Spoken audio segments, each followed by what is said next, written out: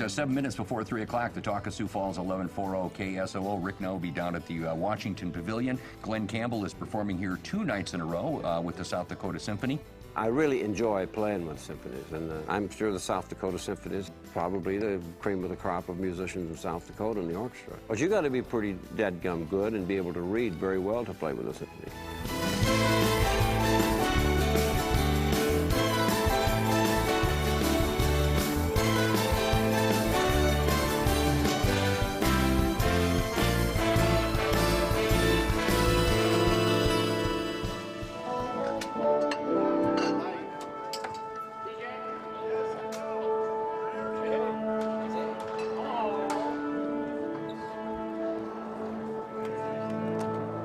Everybody, this is Glen Campbell.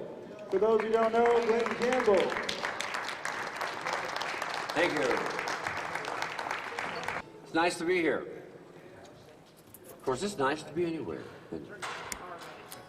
I love playing with big orchestras. It brings something out that's just so beautiful. Everything is so full and lush. And it actually makes me sing better.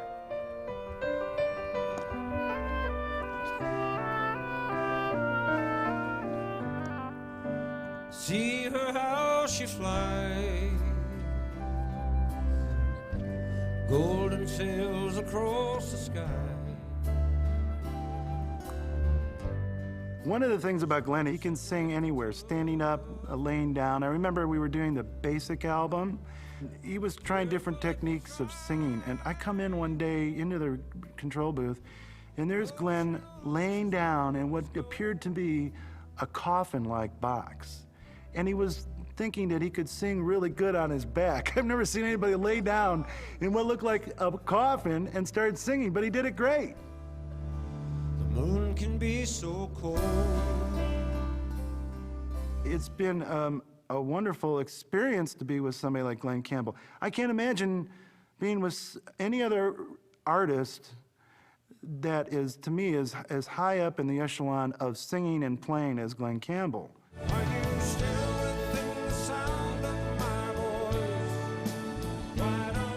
Glen is one of those guys that has so much experience at every level of this business. I mean, he's been around presidents and kings and queens. He's been around everybody from Bob Hope to you, and there's nobody he doesn't know that he hasn't worked with. I mean, John Wayne, and on and on and on. I remember doing and writing their charts out for chord charts out for the Irish Rovers, you know, and the Humpback with the unicorn. It was a Humpty-Back Camel in them. I would go from something like that into a Frank Sinatra session, into a Beach Boy session, into a Jan and Dean session. We'll be riding in the tour bus somewhere, and then we're listening to the radio, and he says, "Oh, I was on that. Oh, I was on that one. Oh, I'm on that one." I go, "My gosh, everything from the Beach Boys, Frank Sinatra, Andy Williams. I mean, it doesn't end." I was recently having dinner with Don McLean, and we were just talking about just different things, and somehow we came up, we started talking about Glen, and I said to him, "You know the guitar lick in Strangers in the Night?" And he said, "Yeah." I said, "That's Glen Campbell."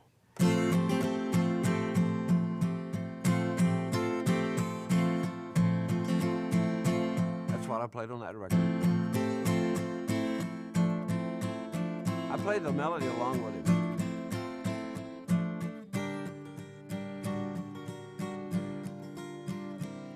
Something in your eyes was so exciting.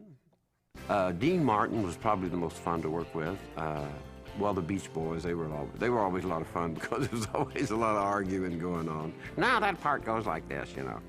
And I actually got to sing with the group on record too. And Pet Sounds was a watershed album. It was a great moment in pop music in the '60s. To think that Glen Campbell was on that album, it was such an important album, and he's on it. There's several cuts when he's there, and if any player that they used on that album had to be incredible or they wouldn't be on there, and Glen's one of those players. Thank you very much. I am Glen Campbell, and I'm happy to be here. It's knowing that your door is always open and your path is free to walk. Well, doing the Goodtime Hour was a wonderful experience for me, and I'm so thankful to Tommy Smothers for putting me in that. You know, the Glen Campbell Goodtime Hour was something I grew up with, and I was a kid you know, that was something I watched every week. And I think it was an important television because the type of recording artists they had on there. I think the writers were great. I mean, the skits were funny. The writing was so good with Steve Martin, with Rob Reiner, my gracious Mason Williams. What a great head writer he was for the show. But other than that, it was something where it really struck the pulse of America all across the board. I mean, young and old watched that show because he had everybody on that show. Well, through his television show, he introduced a lot of people to country music and bluegrass and country pop music. People, you know, never would have seen that kind of music unless Glen's show had brought that into people's living rooms. He went to CBS, said, I'd like to have a Willie Nelson or a Waylon Jennings or a Johnny Cash on the show. And CBS balked at first because that wasn't the demographic that they wanted, but Glen insisted and brought them on and really forced it down CBS's throat, and they did well.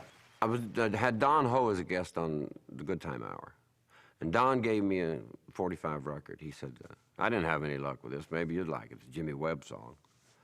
And he had done it as a ballad. Galveston, oh Galveston, you know, typical Don Ho type of thing.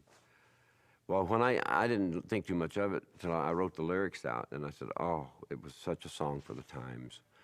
I cleaned my gun and dreamed of Galveston. It's about the soldier and all the guys that were off in Vietnam, you know.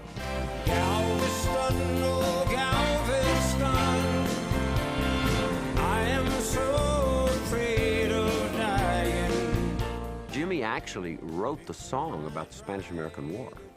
He was sitting on the beach in Galveston, and that's where, you know, the bunkers, the stuff that the cannons were in were still there. I don't know if they are now or not. Jimmy wrote the song in like '67, probably.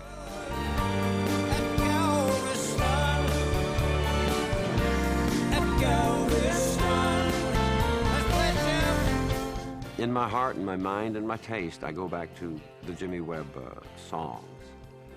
Jimmy Webb is one of the best songwriters. I think he's as good as I've ever heard. Thank you, Jimmy Webb.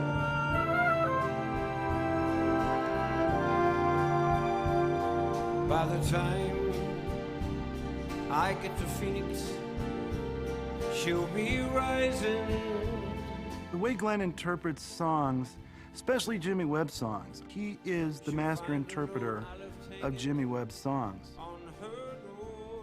They're like a great team through the ages. I mean, if you're talking about McCartney and Lennon of the Beatles, I mean, as far as I'm concerned, Glen Campbell and Jimmy Webb, they go together. And the way Glen interprets those songs, it's like a bird flying. It's like somebody that's just breathing. It's easy for him. I mean, he understands exactly what Jimmy wants. Jimmy Webb masterpiece. I was a highwayman. Along the coach roads I did ride, with sword and pistol by my side. And what does do more Jimmy Webb did? I am the lineman for the county, and I drive the main road. I got a letter from the guys from the Wichita. The USS Wichita was a supply ship, and they'd meet in the Gulf of Tonkin, off the coast of Vietnam. And one of the ships would have the Galveston would have Galveston blaring on the speakers, and the USS Wichita would have Wichita blaring on the speakers. That really, like he said, it's a wonder we only got blown out of the water, man, because you're supposed to be quiet out there. And I need you more than want you, and I want you full time. Girl, which is all I know is still mine. I love Wichita Lineman. Dad has done so many Jimmy Webb songs, and Jimmy is such a great poet, and Dad has that way of bringing those songs out. I know all the words to every song on every album, probably. Don't take this fair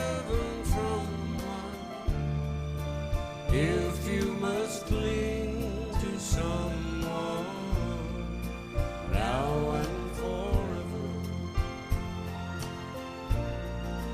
Let it be me. My daughter, Debbie. She's been working with me now, I guess, 10 years, 9 or 10 years. She wanted to sing. I said, great, come on out. Let it be me.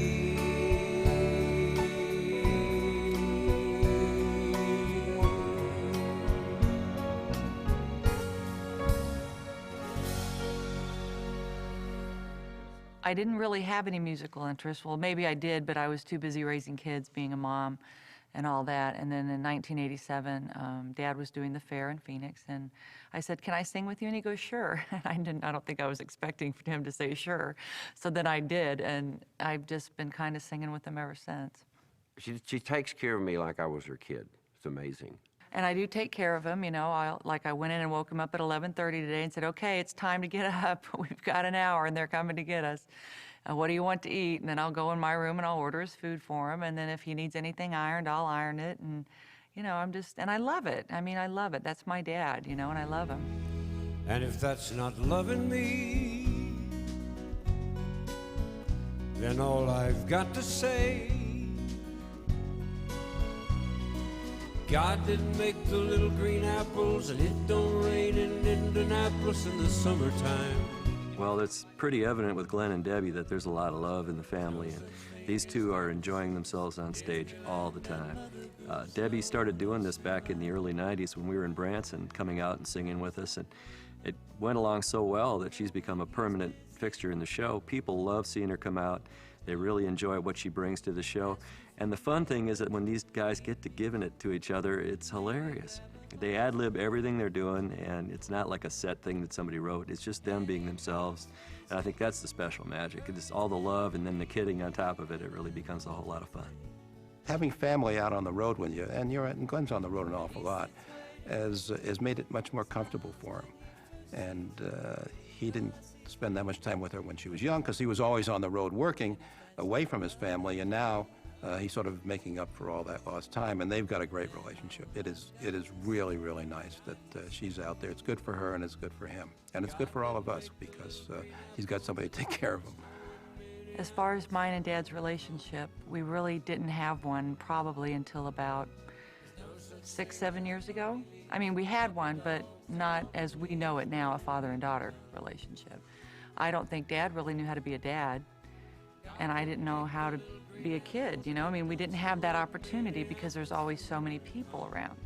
And now it's just me and him on the road, and our hotel rooms adjoin. He comes in my room at will, changing my channels if he doesn't like what I'm watching. You know, I mean, we're best friends. We have a great relationship now, which, you know, we didn't have growing up because we didn't spend a lot of time together, so it's wonderful now.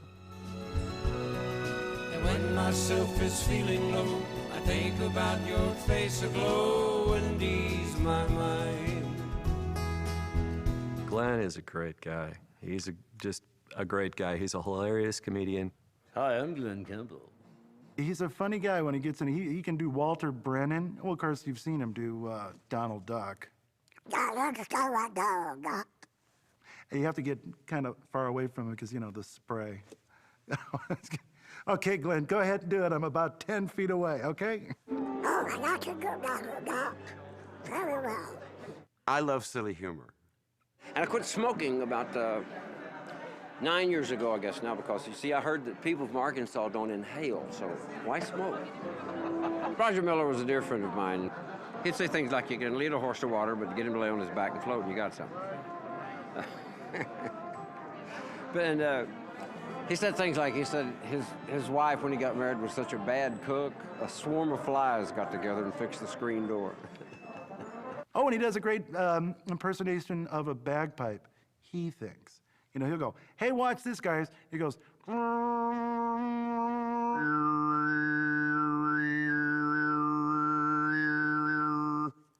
I could play bagpipe with my mouth. Could you hear? Da, da, da, da, da, da, da, da. Did that come on the sound?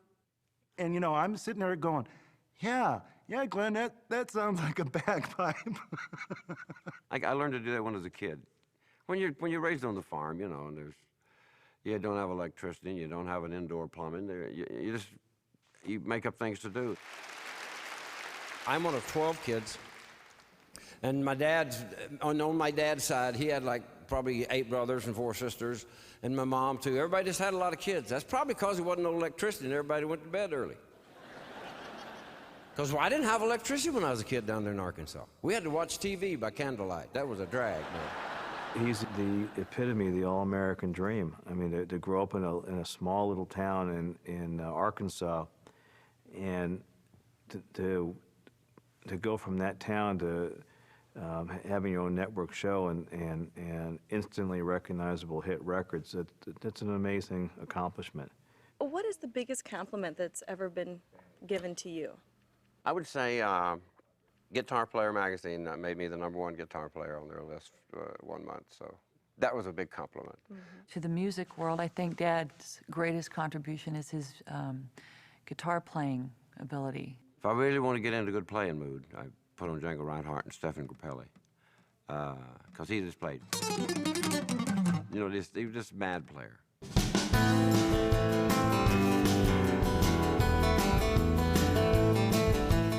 Glen is one of those guitar players that everybody looks up to. Everybody we've met on the road that's a hot player will tell us the same story. They grew up watching him on TV, or they've always looked up to him. They respect his studio playing. What we hear so often is that Glen is one of those underrated guitar players that people don't realize how many things he's done, how many sessions he's been on. And it's apparent when these people come around him how much they respect him and how much they admire what he's done. His discography is just endless.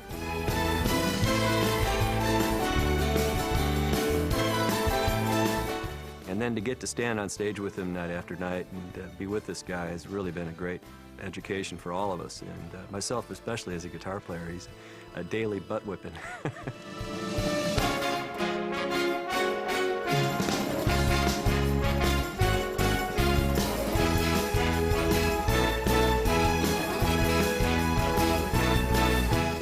I think Glen considered himself a guitar player first and then a singer. He started out playing the guitar when he was 5 years old, or right around then. It just comes so naturally to him, and if he goes down in history, I think he would want to go down as a guitar player, musician. That's the most important thing to him. I think Glen's greatest achievement is introducing millions of people to guitar.